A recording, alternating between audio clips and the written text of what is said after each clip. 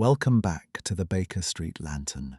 Tonight, a terrified young woman describes a death inside a locked bedroom, a strange whistle in the night, and her sister's final words about a speckled band. When she is ordered to sleep in the same room, Holmes realizes that the danger may be preparing to strike again. Helen Stoner lives in a decaying country house with a violent stepfather and the memory of her sister's unexplained death. 2 years earlier, the young woman died shortly before her wedding after crying out about a speckled band. No intruder could have entered the locked room.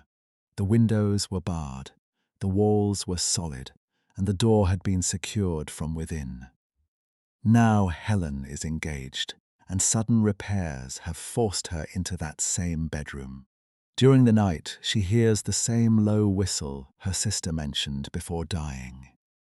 Holmes finds several details that do not belong together.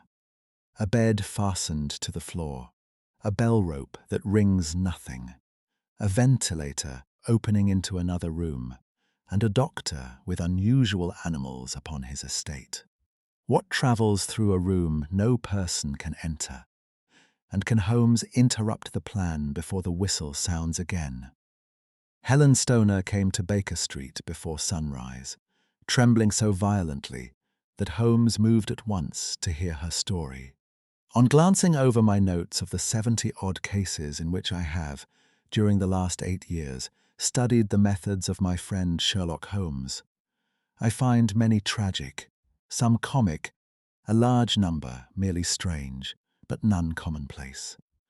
For, working as he did, rather for the love of his art than for the acquirement of wealth, he refused to associate himself with any investigation which did not tend towards the unusual, and even the fantastic. Of all these varied cases, however, I cannot recall any which presented more singular features than that which was associated with the well-known Surrey family of the Roylotts of Stoke Moran. The events in question occurred in the early days of my association with Holmes, when we were sharing rooms as bachelors in Baker Street. It is possible that I might have placed them upon record before, but a promise of secrecy was made at the time, from which I have only been freed during the last month by the untimely death of the lady to whom the pledge was given. It is perhaps as well that the facts should now come to light, for I have reasons to know that there are widespread rumours as to the death of Dr. Grimesby Roylott, which tend to make the matter even more terrible than the truth. It was early in April in the year 83 that I woke one morning to find Sherlock Holmes standing, fully dressed, by the side of my bed. He was a late riser, as a rule, and as the clock on the mantelpiece showed me that it was only 7:15, I blinked up at him in some surprise, and perhaps just a little resentment, for I was myself regular in my habits. "Very sorry to knock you up, Watson," said he, "but it's the common lot this morning." "Mrs. Hudson has been knocked up," she retorted upon me, "and I on you. What is it then? A fire?" "No, a client. It seems that a young lady has arrived in a considerable state of excitement, who insists upon seeing me. She is waiting now in the sitting room." Now, when young ladies wander about the metropolis at this hour of the morning, and knock sleepy people up out of their beds, I presume that it is something very pressing which they have to communicate. Should it prove to be an interesting case, you would, I am sure, wish to follow it from the outset. I thought, at any rate, that I should call you and give you the chance. My dear fellow, I would not miss it for anything. I had no keener pleasure than in following Holmes in his professional investigations, and in admiring the rapid deductions, as swift as intuitions, and yet always founded on a logical basis, with which he unravelled the problems which were submitted to him. I rapidly threw on my clothes and was ready in a few minutes to accompany my friend down to the sitting room, a lady dressed in black and heavily veiled, who had been sitting in the window, rose as we entered. "Good morning, madam," said Holmes cheerily. "My name is Sherlock Holmes. This is my intimate friend and associate, Dr. Watson, before whom you can speak as freely as before myself." "Ha! I am glad to see that Mrs. Hudson has had the good sense to light the fire. Pray draw up to it, and I shall order you a cup of hot coffee, for I observe that you are shivering." "It is not cold which makes me shiver," said the woman in a low voice, changing her seat as requested. "What then?" "It is fear, Mr. Holmes. It is terror." She raised her veil as she spoke, and we could see that she was indeed in a pitiable state of agitation, her face all drawn and grey, with restless, frightened eyes, like those of some hunted animal. Her features and figure were those of a woman of 30, but her hair was shot with premature grey, and her expression was weary and haggard. Sherlock Holmes ran her over with one of his quick, all-comprehensive glances. "You must not fear," said he soothingly, bending forward and patting her forearm. "We shall soon set matters right, I have no doubt. You have come in by train this morning, I see. You know me then? No. But I observe the second half of a return ticket in the palm of your left glove. You must have started early, and yet you had a good drive in a dog-cart, along heavy roads, before you reached the station." The lady gave a violent start and stared in bewilderment at my companion. "There is no mystery, my dear madam," said he, smiling. "The left arm of your jacket is spattered with mud in no less than 7 places. The marks are perfectly fresh. There is no vehicle save a dog-cart which throws up mud in that way, and then only when you sit on the left-hand side of the driver. Whatever your reasons may be, you are perfectly correct," said she. "I started from home before 6, reached Leatherhead at 20 past, and came in by the first train to Waterloo. Sir, I can stand this strain no longer. I shall go mad if it continues. I have no one to turn to, none, save only one, who cares for me, and he, poor fellow, can be of little aid. I have heard of you, Mr. Holmes. I have heard of you from Mrs. Farintosh, whom you helped in the hour of her sore need. It was from her that I had your address. Oh, sir, do you not think that you could help me, too, and at least throw a little light through the dense darkness which surrounds me? At present, it is out of my power to reward you for your services, but in a month or 6 weeks I shall be married, with the control of my own income, and then at least you shall not find me ungrateful." Holmes turned to his desk and, unlocking it, drew out a small case-book, which he consulted. "Farintosh," said he. "Ah, yes, I recall the case. It was concerned with an opal tiara. I think it was before your time, Watson. I can only say, madam, that I shall be happy to devote the same care to your case as I did to that of your friend. As to reward, my profession is its own reward. But you are at liberty to defray whatever expenses I may be put to, at the time which suits you best. And now I beg that you will lay before us everything that may help us in forming an opinion upon the matter."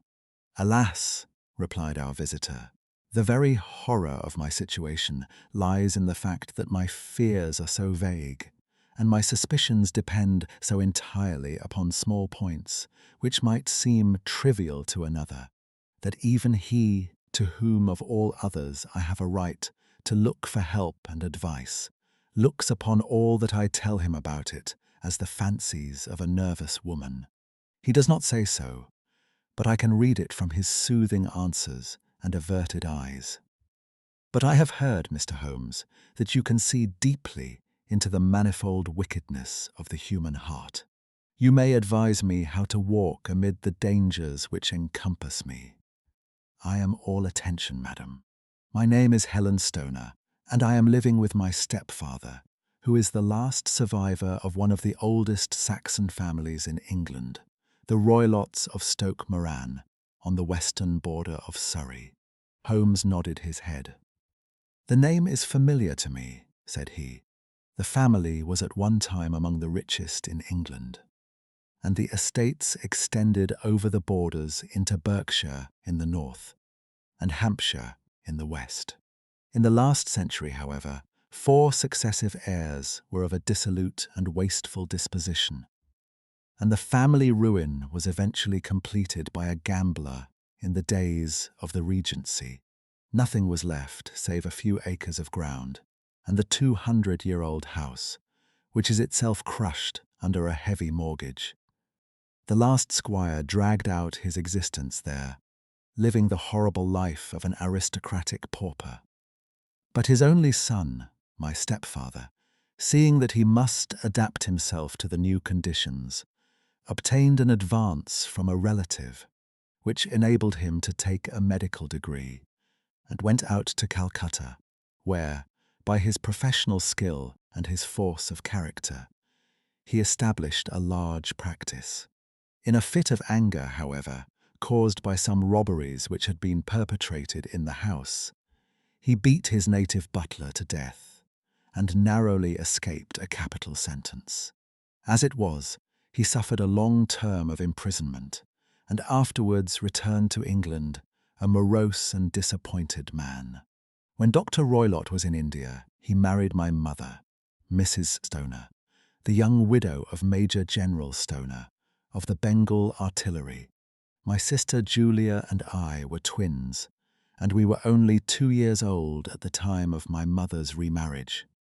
She had a considerable sum of money, not less than £1,000 a year, and this she bequeathed to Dr.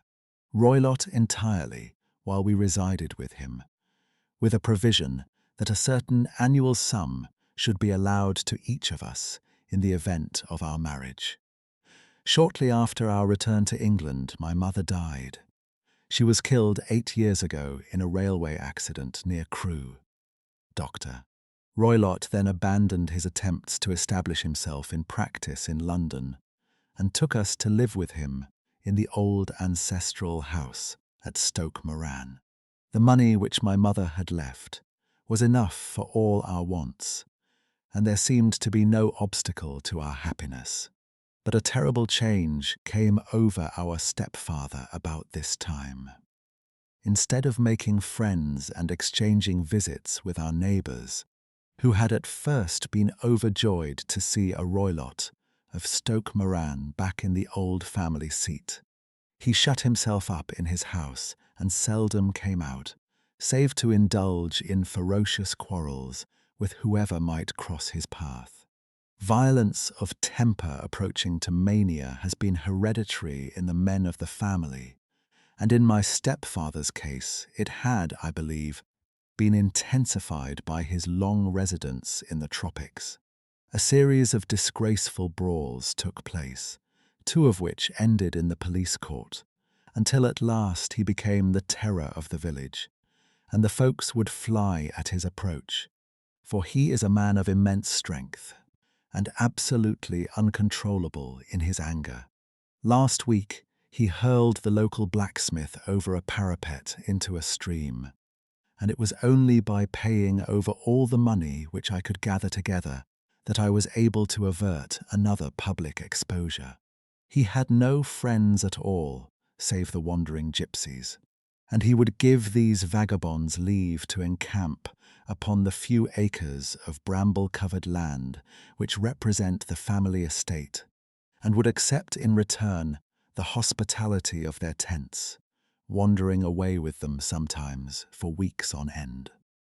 He has a passion also for Indian animals, which are sent over to him by a correspondent, and he has at this moment a cheetah and a baboon, which wander freely over his grounds and are feared by the villagers almost as much as their master.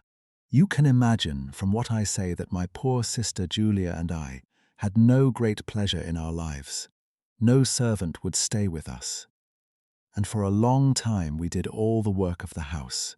She was but 30 at the time of her death, and yet her hair had already begun to whiten, even as mine has. Your sister is dead then. She died just 2 years ago, and it is of her death that I wish to speak to you. You can understand that, living the life which I have described, we were little likely to see anyone of our own age and position. We had, however, an aunt, my mother's maiden sister, Miss Honoria Westphale, who lives near Harrow, and we were occasionally allowed to pay short visits at this lady's house. Julia went there at Christmas 2 years ago and met there a half-pay major of Marines to whom she became engaged. My stepfather learned of the engagement when my sister returned and offered no objection to the marriage. But within a fortnight of the day which had been fixed for the wedding, the terrible event occurred which has deprived me of my only companion. Sherlock Holmes had been leaning back in his chair with his eyes closed and his head sunk in a cushion. But he half opened his lids now and glanced across at his visitor. "Pray be precise as to details," said he. "It is easy for me to be so, for every event of that dreadful time is seared into my memory. The manor house is, as I have already said, very old, and only one wing is now inhabited. The bedrooms in this wing are on the ground floor, the sitting rooms being in the central block of the buildings. Of these bedrooms, the first is Dr. Roylott's, the second my sister's, and the third my own. There is no communication between them, but they all open out into the same corridor. Do I make myself plain? Perfectly so. The windows of the 3 rooms open out upon the lawn. That fatal night, Dr. Roylott had gone to his room early, though we knew that he had not retired to rest, for my sister was troubled by the smell of the strong Indian cigars which it was his custom to smoke. She left her room, therefore, and came into mine, where she sat for some time, chatting about her approaching wedding. At 11 o'clock she rose to leave me, but she paused at the door and looked back. "Tell me, Helen," said she, "have you ever heard anyone whistle in the dead of the night?" "Never," said I. "I suppose that you could not possibly whistle yourself in your sleep." "Certainly not." "But why?" "Because during the last few nights I have always, about 3 in the morning, heard a low, clear whistle. I am a light sleeper, and it has awakened me. I cannot tell where it came from, perhaps from the next room, perhaps from the lawn. I thought that I would just ask you whether you had heard it." "No, I have not. It must be those wretched gypsies in the plantation." "Very likely. And yet, if it were on the lawn, I wonder that you did not hear it also." "Ah, but I sleep more heavily than you." "Well, it is of no great consequence, at any rate." She smiled back at me, closed my door, and a few moments later I heard her key turn in the lock. "Indeed," said Holmes. "Was it your custom always to lock yourselves in at night?" "Always. And why?" "I think that I mentioned to you that the doctor kept a cheetah and a baboon. We had no feeling of security unless our doors were locked." "Quite so. Pray proceed with your statement." "I could not sleep that night. A vague feeling of impending misfortune impressed me. My sister and I, you will recollect, were twins, and you know how subtle are the links which bind 2 souls which are so closely allied. It was a wild night. The wind was howling outside, and the rain was beating and splashing against the windows. Suddenly, amid all the hubbub of the gale, there burst forth the wild scream of a terrified woman. I knew that it was my sister's voice. I sprang from my bed, wrapped a shawl round me, and rushed into the corridor.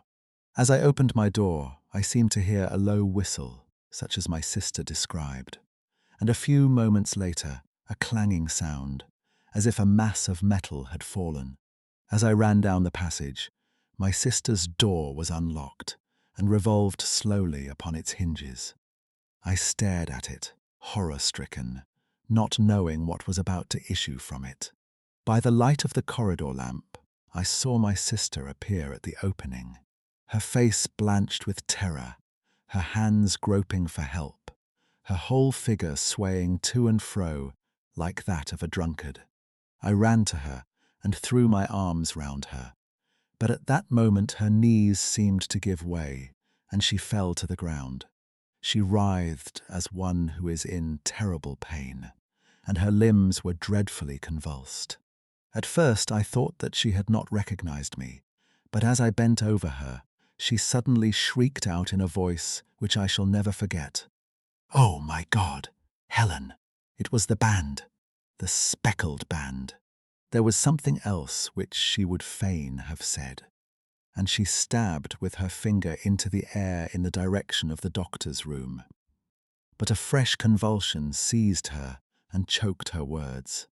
I rushed out, calling loudly for my stepfather, and I met him hastening from his room in his dressing gown. When he reached my sister's side, she was unconscious, and though he poured brandy down her throat and sent for medical aid from the village, all efforts were in vain.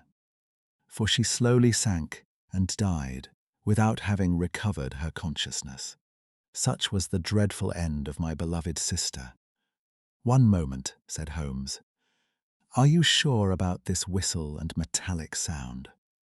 Could you swear to it?" That was what the county coroner asked me at the inquiry. It is my strong impression that I heard it, and yet, among the crash of the gale and the creaking of an old house, I may possibly have been deceived. Was your sister dressed? No. She was in her nightdress. In her right hand was found the charred stump of a match, and in her left a matchbox, showing that she had struck a light and looked about her when the alarm took place. That is important. And what conclusions did the coroner come to? He investigated the case with great care, for Dr. Roylott's conduct had long been notorious in the county, but he was unable to find any satisfactory cause of death. My evidence showed that the door had been fastened upon the inner side, and the windows were blocked by old-fashioned shutters with broad iron bars, which were secured every night. The walls were carefully sounded, and were shown to be quite solid all round, and the flooring was also thoroughly examined, with the same result. The chimney is wide, but is barred up by 4 large staples. It is certain, therefore, that my sister was quite alone when she met her end. Besides, there were no marks of any violence upon her. How about poison? The doctors examined her for it, but without success. What do you think that this unfortunate lady died of then? It is my belief that she died of pure fear and nervous shock, though what it was that frightened her, I cannot imagine. Were there gypsies in the plantation at the time? Yes, there are nearly always some there. Ah, and what did you gather from this allusion to a band? A speckled band. Sometimes I have thought that it was merely the wild talk of delirium. Sometimes that it may have referred to some band of people, perhaps to these very gypsies in the plantation. I do not know whether the spotted handkerchiefs, which so many of them wear over their heads, might have suggested the strange adjective which she used. Holmes shook his head like a man who is far from being satisfied. "These are very deep waters," said he. "Pray go on with your narrative. 2 years have passed since then, and my life has been until lately lonelier than ever. A month ago, however, a dear friend, whom I have known for many years, has done me the honour to ask my hand in marriage. His name is Armitage, Percy Armitage, the second son of Mr. Armitage of Crane Water, near Reading. My stepfather has offered no opposition to the match, and we are to be married in the course of the spring. 2 days ago, some repairs were started in the west wing of the building, and my bedroom wall has been pierced, so that I have had to move into the chamber in which my sister died, and to sleep in the very bed in which she slept. Imagine, then, my thrill of terror when last night, as I lay awake, thinking over her terrible fate, I suddenly heard in the silence of the night the low whistle which had been the herald of her own death. I sprang up and lit the lamp, but nothing was to be seen in the room. I was too shaken to go to bed again, however, so I dressed, and as soon as it was daylight I slipped down, got a dog-cart at the Crown Inn, which is opposite, and drove to Leatherhead, from whence I have come on this morning, with the one object of seeing you and asking your advice. You have done wisely, said my friend. But have you told me all? Yes, all. Miss Roylott, you have not. You are screening your stepfather. Why? What do you mean? For answer, Holmes pushed back the frill of black lace which fringed the hand that lay upon our visitor's knee. 5 little livid spots, the marks of 4 fingers and a thumb, were printed upon the white wrist. You have been cruelly used, said Holmes. The lady coloured deeply and covered over her injured wrist. He is a hard man, she said, and perhaps he hardly knows his own strength. There was a long silence, during which Holmes leaned his chin upon his hands and stared into the crackling fire. This is a very deep business, he said at last. There are 1,000 details which I should desire to know before I decide upon our course of action. Yet we have not a moment to lose. If we were to come to Stoke Moran today, would it be possible for us to see over these rooms without the knowledge of your stepfather? As it happens, he spoke of coming into town today upon some most important business. It is probable that he will be away all day, and that there would be nothing to disturb you. We have a housekeeper now, but she is old and foolish, and I could easily get her out of the way. Excellent. You are not averse to this trip, Watson? By no means. Then we shall both come. What are you going to do yourself? I have 1 or 2 things which I would wish to do now that I am in town. But I shall return by the 12 o'clock train, so as to be there in time for your coming. And you may expect us early in the afternoon. I have myself some small business matters to attend to. Will you not wait and breakfast? No, I must go. My heart is lightened already, since I have confided my trouble to you. I shall look forward to seeing you again this afternoon. She dropped her thick black veil over her face and glided from the room. And what do you think of it all, Watson? Asked Sherlock Holmes, leaning back in his chair. It seems to me to be a most dark and sinister business. Dark enough and sinister enough. Yet, if the lady is correct in saying that the flooring and walls are sound, and that the door, window, and chimney are impassable, then her sister must have been undoubtedly alone when she met her mysterious end. What becomes, then, of these nocturnal whistles, and what of the very peculiar words of the dying woman? I cannot think. When you combine the ideas of whistles at night, the presence of a band of gypsies who are on intimate terms with this old doctor, the fact that we have every reason to believe that the doctor has an interest in preventing his stepdaughter's marriage, the dying allusion to a band, and, finally, the fact that Miss Helen Stoner heard a metallic clang, which might have been caused by one of those metal bars that secured the shutters falling back into its place. I think that there is good ground to think that the mystery may be cleared along those lines. But what, then, did the gypsies do? I cannot imagine.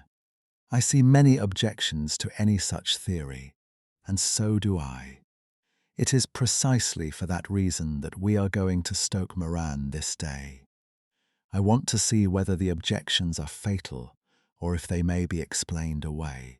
But what in the name of the devil? The ejaculation had been drawn from my companion by the fact that our door had been suddenly dashed open and that a huge man had framed himself in the aperture. His costume was a peculiar mixture of the professional and of the agricultural, having a black top hat, a long frock coat, and a pair of high gaiters, with a hunting crop swinging in his hand.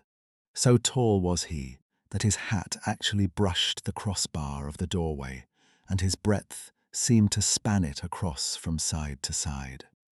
A large face, seared with 1,000 wrinkles, burned yellow with the sun and marked with every evil passion, was turned from one to the other of us, while his deep-set, bile-shot eyes and his high, thin, fleshless nose gave him somewhat the resemblance to a fierce old bird of prey. "Which of you is Holmes?" asked this apparition. "My name, sir, but you have the advantage of me," said my companion quietly. "I am Dr. Grimesby Roylott, of Stoke Moran." "Indeed, doctor," said Holmes blandly. "Pray take a seat. I will do nothing of the kind. My stepdaughter has been here. I have traced her. What has she been saying to you?" "It is a little cold for the time of the year," said Holmes. "What has she been saying to you?" screamed the old man furiously. "But I have heard that the crocuses promise well," continued my companion imperturbably. "Ha! You put me off, do you?" said our new visitor, taking a step forward and shaking his hunting crop. "I know you, you scoundrel. I have heard of you before. You are Holmes, the meddler." My friend smiled. "Holmes, the busybody." His smile broadened. "Holmes, the Scotland Yard Jack in office." Holmes chuckled heartily. "Your conversation is most entertaining," said he. "When you go out, close the door, for there is a decided draught. I will go when I have said my say. Don't you dare to meddle with my affairs. I know that Miss Stoner has been here. I traced her. I am a dangerous man to fall foul of. See here." He stepped swiftly forward, seized the poker, and bent it into a curve with his huge brown hands. "See that you keep yourself out of my grip," he snarled, and hurling the twisted poker into the fireplace, he strode out of the room. "He seems a very amiable person," said Holmes, laughing. "I am not quite so bulky, but if he had remained, I might have shown him that my grip was not much more feeble than his own." As he spoke, he picked up the steel poker and, with a sudden effort, straightened it out again. Fancy his having the insolence to confound me with the official detective force. This incident gives zest to our investigation, however, and I only trust that our little friend will not suffer from her imprudence in allowing this brute to trace her. And now, Watson, we shall order breakfast, and afterwards I shall walk down to Doctor's Commons, where I hope to get some data which may help us in this matter. It was nearly 1 o'clock when Sherlock Holmes returned from his excursion. He held in his hand a sheet of blue paper, scrawled over with notes and figures. "I have seen the will of the deceased wife," said he. "To determine its exact meaning, I have been obliged to work out the present prices of the investments with which it is concerned. The total income, which at the time of the wife's death was little short of £1,100, is now, through the fall in agricultural prices, not more than £750.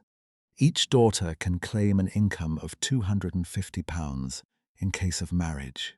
It is evident, therefore, that if both girls had married, this beauty would have had a mere pittance, while even one of them would cripple him to a very serious extent.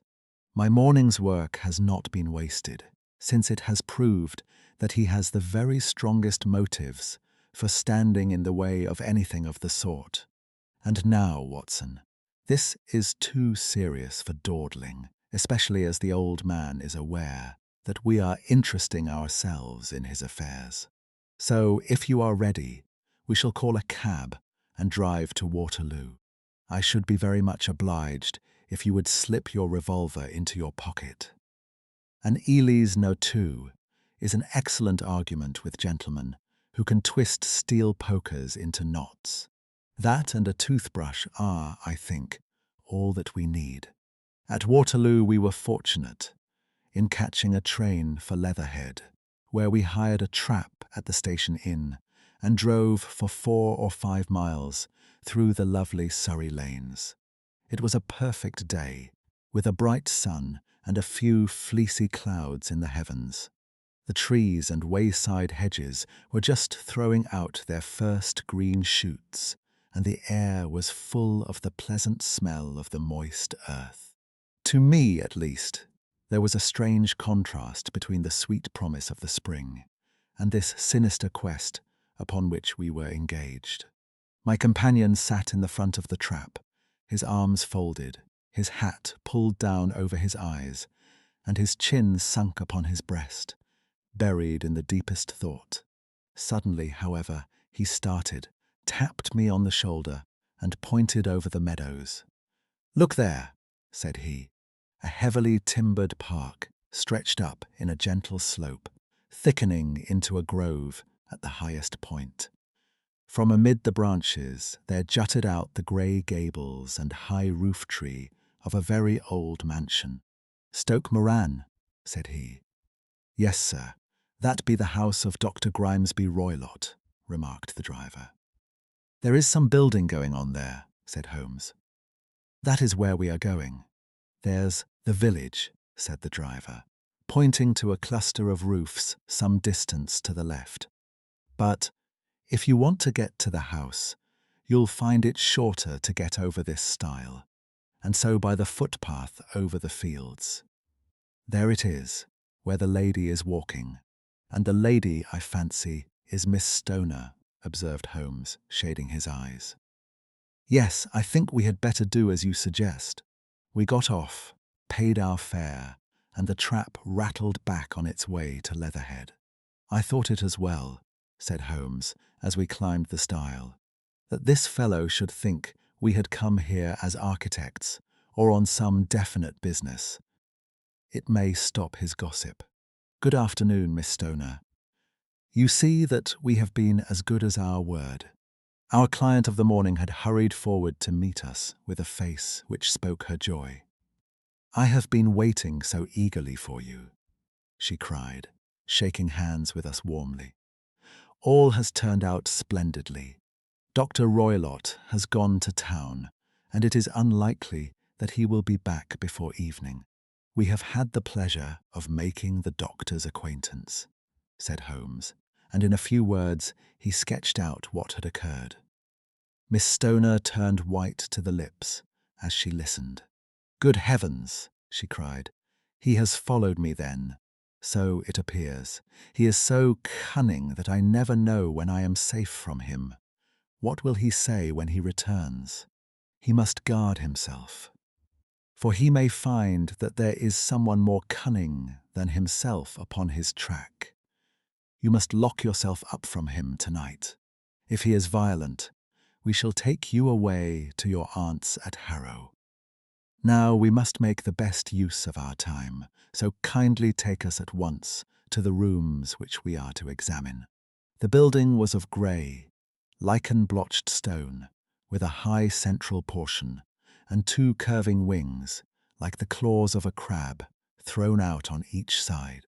In one of these wings the windows were broken and blocked with wooden boards, while the roof was partly caved in, a picture of ruin. The central portion was in little better repair, but the right-hand block was comparatively modern, and the blinds in the windows, with the blue smoke curling up from the chimneys, showed that this was where the family resided. Some scaffolding had been erected against the end wall, and the stonework had been broken into. but there were no signs of any workmen at the moment of our visit. Holmes walked slowly up and down the ill-trimmed lawn and examined with deep attention the outsides of the windows. This, I take it, belongs to the room in which you used to sleep, the centre one to your sisters, and the one next to the main building to Dr. Roylott's chamber. Exactly so. But I am now sleeping in the middle one, pending the alterations, as I understand. By the way, there does not seem to be any very pressing need for repairs at that end wall. There were none. I believe that it was an excuse to move me from my room. Ah, that is suggestive. Now, on the other side of this narrow wing runs the corridor from which these 3 rooms open. There are windows in it, of course. Yes, but very small ones, too narrow for anyone to pass through. As you both locked your doors at night, your rooms were unapproachable from that side. Now, would you have the kindness to go into your room and bar your shutters? Miss Stoner did so, and Holmes, after a careful examination through the open window, endeavoured in every way to force the shutter open, but without success. There was no slit through which a knife could be passed to raise the bar. Then, with his lens, he tested the hinges, but they were of solid iron, built firmly into the massive masonry. "Hum!" said he, scratching his chin in some perplexity. "My theory certainly presents some difficulties. No one could pass these shutters if they were bolted. Well, we shall see if the inside throws any light upon the matter." A small side door led into the whitewashed corridor from which the 3 bedrooms opened. Holmes refused to examine the 3rd chamber, so we passed at once to the 2nd, that in which Miss Stoner was now sleeping, and in which her sister had met with her fate. It was a homely little room with a low ceiling and a gaping fireplace, after the fashion of old country houses. A brown chest of drawers stood in one corner, a narrow white counterpaned bed in another, and a dressing table on the left-hand side of the window. These articles, with 2 small wickerwork chairs, made up all the furniture in the room, save for a square of Wilton carpet in the centre. The boards round and the panelling of the walls were of brown, worm-eaten oak, so old and discoloured that it may have dated from the original building of the house. Holmes drew one of the chairs into a corner and sat silent, while his eyes travelled round and up and down, taking in every detail of the apartment. "Where does that bell communicate with?" he asked at last, pointing to a thick bell rope which hung down beside the bed, the tassel actually lying upon the pillow. "It goes to the housekeeper's room. It looks newer than the other things." "Yes, it was only put there a couple of years ago. Your sister asked for it, I suppose." "No, I never heard of her using it. We used always to get what we wanted for ourselves. Indeed, it seemed unnecessary to put so nice a bell-pull there. You will excuse me for a few minutes while I satisfy myself as to this floor."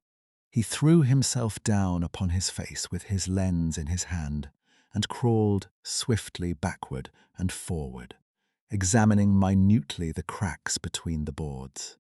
Then he did the same with the woodwork with which the chamber was panelled. Finally, he walked over to the bed and spent some time in staring at it and in running his eye up and down the wall. Finally, he took the bell rope in his hand and gave it a brisk tug. "Why, it's a dummy," said he. "Won't it ring?" "No, it is not even attached to a wire. This is very interesting. You can see now that it is fastened to a hook just above, where the little opening for the ventilator is. How very absurd. I never noticed that before." "Very strange," muttered Holmes, pulling at the rope. "There are 1 or 2 very singular points about this room. For example, What a fool a builder must be to open a ventilator into another room, when, with the same trouble, he might have communicated with the outside air. That is also quite modern, said the lady. Done about the same time as the bell rope, remarked Holmes. Yes, there were several little changes carried out about that time. They seem to have been of a most interesting character. Dummy bell ropes and ventilators which do not ventilate. With your permission, Miss Stoner, we shall now carry our researches into the inner apartment. Dr. Grimesby Roylott's chamber was larger than that of his stepdaughter, but was as plainly furnished.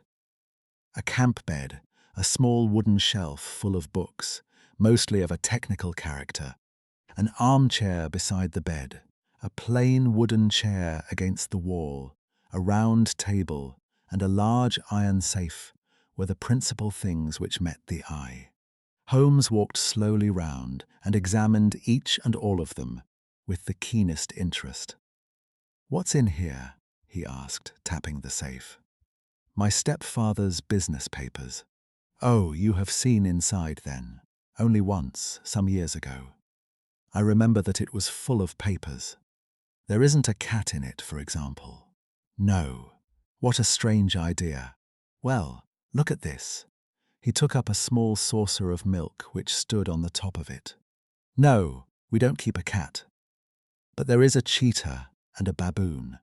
"Ah, yes, of course.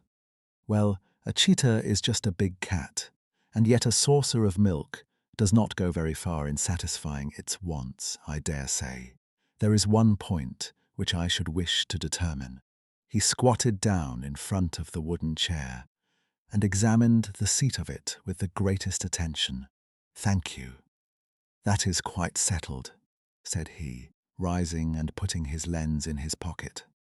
"Hullo, here is something interesting." The object which had caught his eye was a small dog lash hung on one corner of the bed. The lash, however, was curled upon itself and tied so as to make a loop of whipcord. "What do you make of that, Watson?" "It's a common enough lash, but I don't know why it should be tied." "That is not quite so common, is it?" "Ah, me. It's a wicked world, and when a clever man turns his brains to crime, it is the worst of all.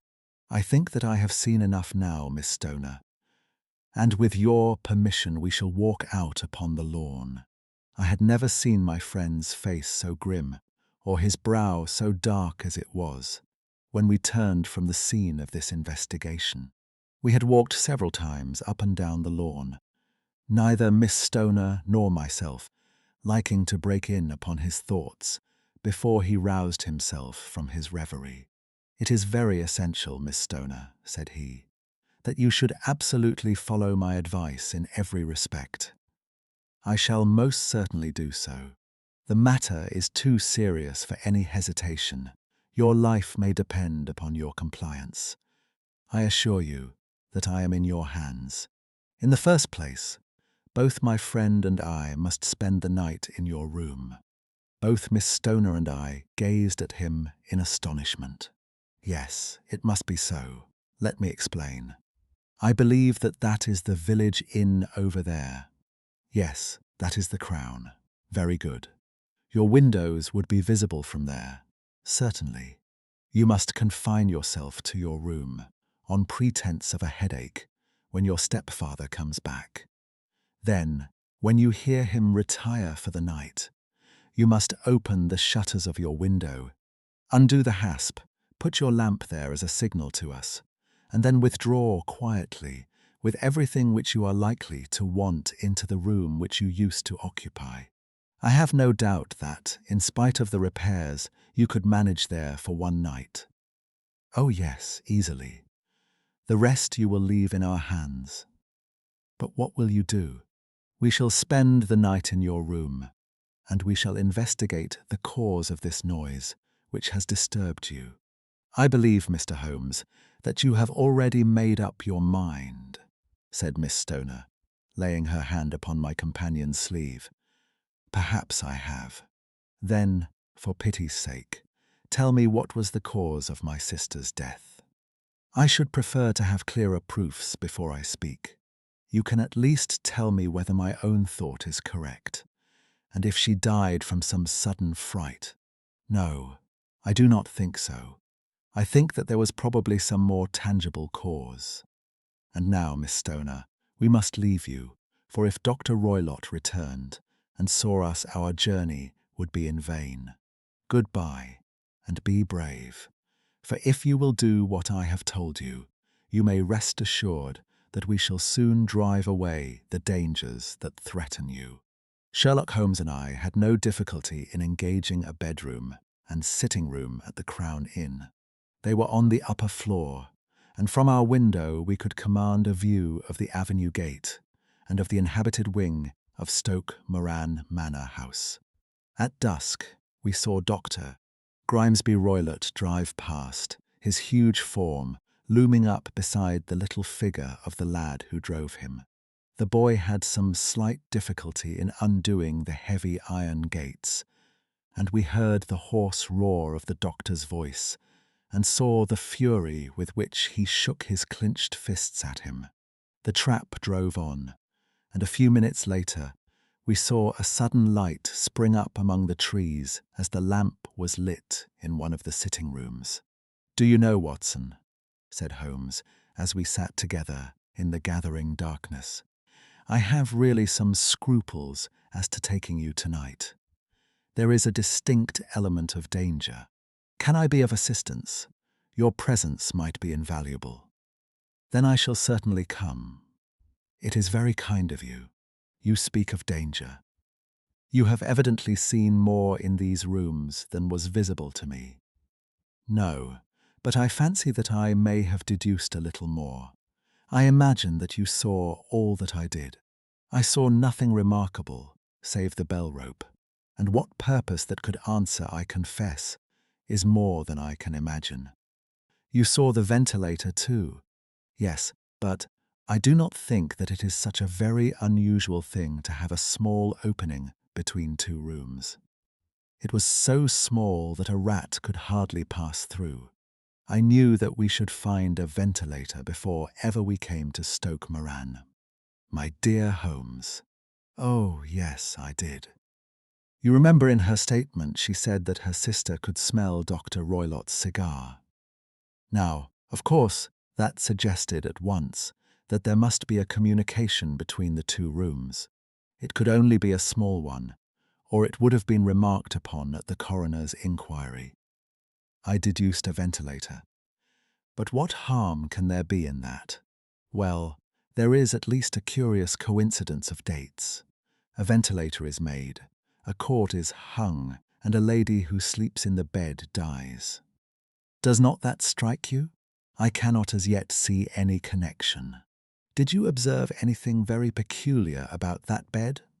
"No. It was clamped to the floor." "Did you ever see a bed fastened like that before?" "I cannot say that I have. The lady could not move her bed. It must always be in the same relative position to the ventilator and to the rope, or so we may call it, since it was clearly never meant for a bell pull." "Holmes," I cried, "I seem to see dimly what you are hinting at. We are only just in time to prevent some subtle and horrible crime. Subtle enough and horrible enough. When a doctor does go wrong, he is the first of criminals. He has nerve and he has knowledge.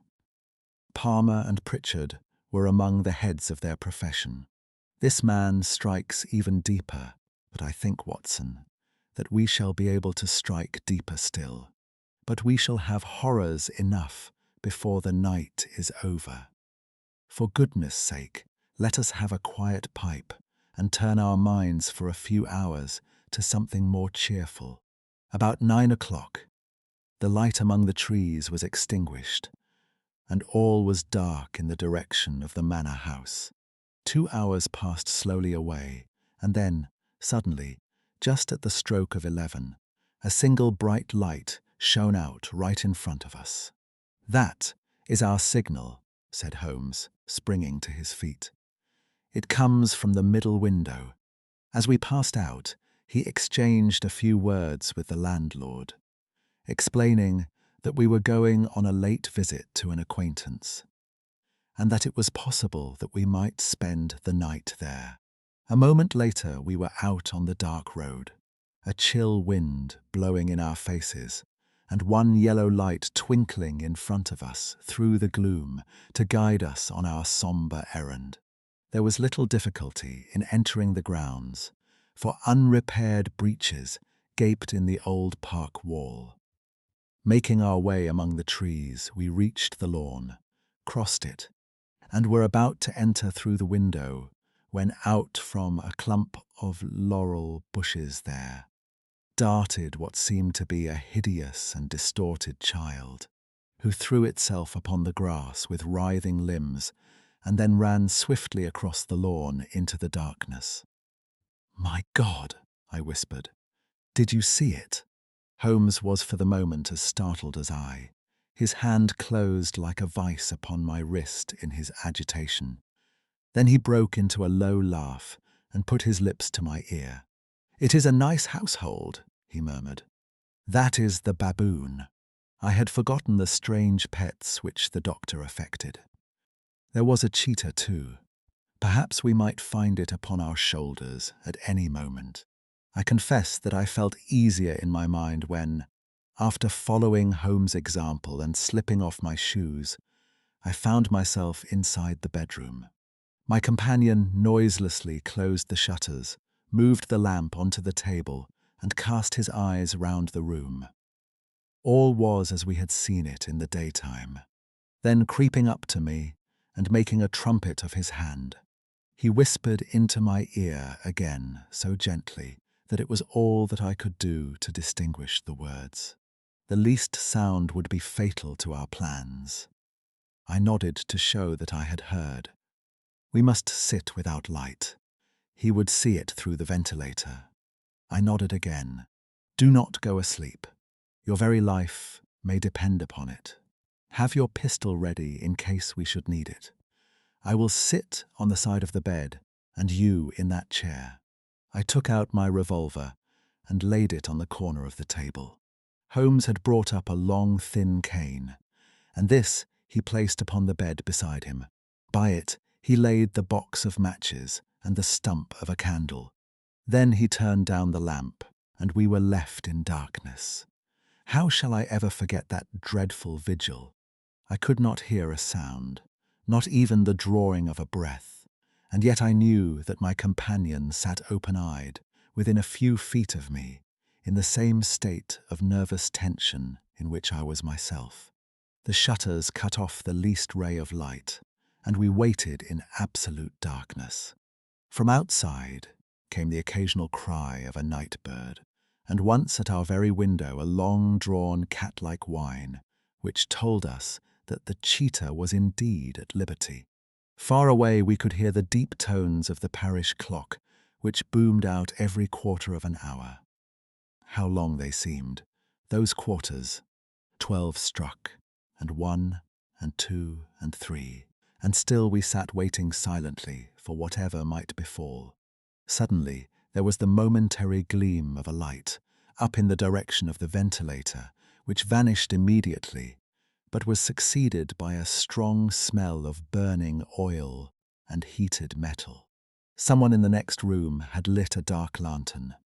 I heard a gentle sound of movement, and then all was silent once more, though the smell grew stronger. For half an hour I sat with straining ears.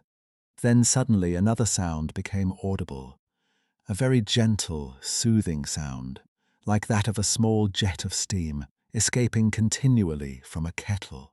The instant that we heard it, Holmes sprang from the bed, struck a match, and lashed furiously with his cane at the bell-pull. "You see it, Watson," he yelled.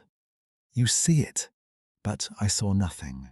At the moment when Holmes struck the light, I heard a low, clear whistle, but the sudden glare flashing into my weary eyes made it impossible for me to tell what it was, at which my friend lashed so savagely. I could, however, see that his face was deadly pale and filled with horror and loathing. He had ceased to strike and was gazing up at the ventilator, when suddenly there broke from the silence of the night the most horrible cry to which I have ever listened. It swelled up louder and louder, a hoarse yell of pain and fear and anger, all mingled in the one dreadful shriek. They say that away down in the village, and even in the distant parsonage, that cry raised the sleepers from their beds. It struck cold to our hearts, and I stood gazing at Holmes, and he at me, until the last echoes of it had died away into the silence from which it rose. "What can it mean?" I gasped. "It means that it is all over," Holmes answered. "And perhaps, after all, it is for the best. Take your pistol, and we will enter Dr. Roylott's room." With a grave face, he lit the lamp and led the way down the corridor. Twice he struck at the chamber door, without any reply from within. Then he turned the handle and entered, I at his heels, with the cocked pistol in my hand. It was a singular sight which met our eyes. On the table stood a dark lantern with the shutter half open, throwing a brilliant beam of light upon the iron safe, the door of which was ajar. Beside this table, on the wooden chair, sat Dr. Grimesby Roylott, clad in a long grey dressing gown, his bare ankles protruding beneath, and his feet thrust into red heelless Turkish slippers. Across his lap lay the short stock, with the long lash which we had noticed during the day. His chin was cocked upward, and his eyes were fixed in a dreadful, rigid stare at the corner of the ceiling. Round his brow he had a peculiar yellow band, with brownish speckles, which seemed to be bound tightly round his head. As we entered, he made neither sound nor motion. "The band! The speckled band!" whispered Holmes. I took a step forward.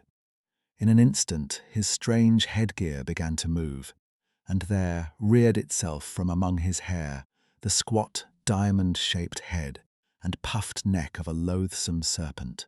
"It is a swamp adder," cried Holmes, "the deadliest snake in India.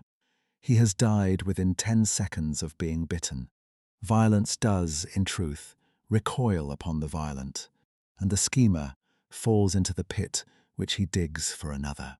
Let us thrust this creature back into its den, and we can then remove Miss Stoner to some place of shelter and let the county police know what has happened." As he spoke, he drew the dog, whip swiftly from the dead man's lap, and throwing the noose round the reptile's neck, he drew it from its horrid perch, and, carrying it at arm's length, threw it into the iron safe which he closed upon it. Such are the true facts of the death of Dr. Grimesby Roylott of Stoke Moran. It is not necessary that I should prolong a narrative which has already run to too great a length, by telling how we broke the sad news to the terrified girl, how we conveyed her by the morning train to the care of her good aunt at Harrow, of how the slow process of official inquiry came to the conclusion that the doctor met his fate while indiscreetly playing with a dangerous pet. The little which I had yet to learn of the case was told me by Sherlock Holmes as we travelled back next day. "I had," said he, "come to an entirely erroneous conclusion, which shows, my dear Watson, how dangerous it always is to reason from insufficient data. The presence of the gypsies and the use of the word band, which was used by the poor girl, no doubt, to explain the appearance which she had caught a hurried glimpse of by the light of her match, were sufficient to put me upon an entirely wrong scent. I can only claim the merit that I instantly reconsidered my position, when, however, it became clear to me that whatever danger threatened an occupant of the room could not come either from the window or the door. My attention was speedily drawn, as I have already remarked to you, to this ventilator and to the bell rope which hung down to the bed. The discovery that this was a dummy and that the bed was clamped to the floor instantly gave rise to the suspicion that the rope was there as a bridge for something passing through the hole and coming to the bed. The idea of a snake instantly occurred to me, and when I coupled it with my knowledge that the doctor was furnished with a supply of creatures from India, I felt that I was probably on the right track. The idea of using a form of poison, which could not possibly be discovered by any chemical test, was just such a one as would occur to a clever and ruthless man who had had an Eastern training. The rapidity with which such a poison would take effect would also, from his point of view, be an advantage.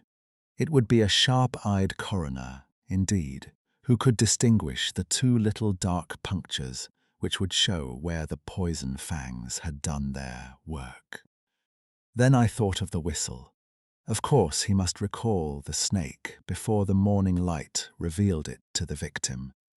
He had trained it, probably, by the use of the milk which we saw, to return to him when summoned.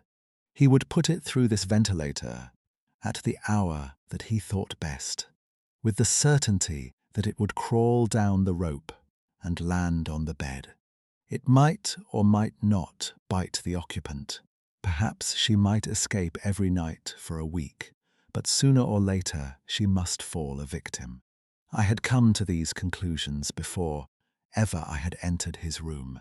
An inspection of his chair showed me that he had been in the habit of standing on it, which of course would be necessary in order that he should reach the ventilator. The sight of the safe, the saucer of milk, and the loop of whipcord were enough to finally dispel any doubts which may have remained. The metallic clang heard by Miss Stoner was obviously caused by her stepfather hastily closing the door of his safe upon its terrible occupant. Having once made up my mind, you know the steps which I took in order to put the matter to the proof. I heard the creature hiss, as I have no doubt that you did also, and I instantly lit the light and attacked it, with the result of driving it through the ventilator, and also with the result of causing it to turn upon its master at the other side. Some of the blows of my cane came home and roused its snakish temper, so that it flew upon the first person it saw. In this way, I am no doubt indirectly responsible for Dr. Grimesby Roylott's death, and I cannot say that it is likely to weigh very heavily upon my conscience. Conclusion and lessons for today. The Speckled band demonstrates how a locked room can be created not by perfect walls, but by directing attention toward the wrong kind of intruder. Holmes examined objects according to their actual function rather than their appearance. The false bell rope, fixed bed, ventilator, and nighttime signal formed a single mechanical arrangement once considered together. The crime was driven by control and financial self-interest, hidden beneath the authority of a household guardian. Violence ultimately returned upon the person who had designed it for others. The case teaches that when an environment has been deliberately altered, every useless or misplaced object deserves careful scrutiny.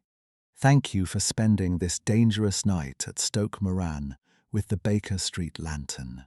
Subscribe for more illustrated mysteries in which silence, architecture, and one small detail may hold the answer. Until our next investigation, listen carefully when an ordinary room contains something that serves no ordinary purpose.